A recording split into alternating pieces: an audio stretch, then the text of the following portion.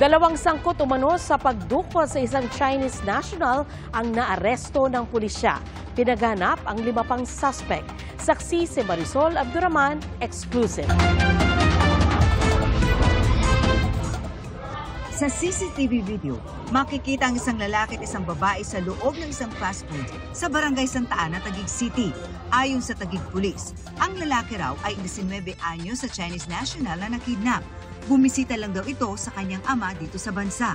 For mga 5 minutes, after nila mag-met, sumakay po sila ng tricycle. Papunta na ron sa Sitio Pulong Candy, Barangay Santa Ana, Taguig City. Ang sumbong daw ng biktima sa mga pulis, dito siya dinala ng babae na kanyang kamit pero nagulat siya nang pagpasok niya sa kwartong to, meron na raw mga lalaking nakaabang. Dito na siya pinusasan at piniringan. Kinuha yung kanyang telepono. So, nung madaling araw na yun, nandun siya sa bahay at ligid sa kanyang kalaman na nakipag-negotiate na pala itong mga suspect dun sa kanyang family. Ipinadala pa raw ng mga suspects ang litratong ito sa mga magulang ng biktima kung saan makikita siyang nakagapos at nakatakip ang halos buong mukha. 5 million pesos daw ang hininging ransom ng mga suspect. And nakipag-negotiate yung magulang dun sa mga suspect na nahuli natin na napababa ito ng almost 1.1 million.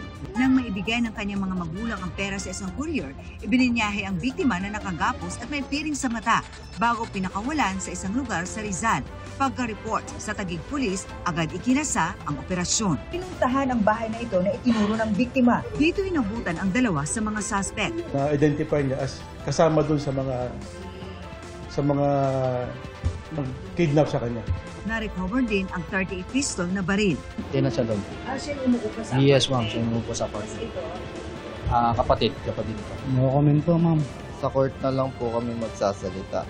At large pa rin ang 5 nilang kasama, pero kilala na raw ng mga pulis. Kasama rin po sila sa kidnap o ransom case na isinampa namin kahapon.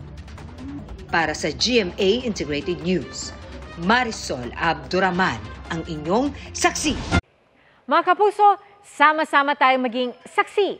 Mag-subscribe sa GMA Integrated News sa YouTube at para sa mga kapuso abroad, samahan niyo kami sa GMA Pinoy TV at sa www.gmanews.tv.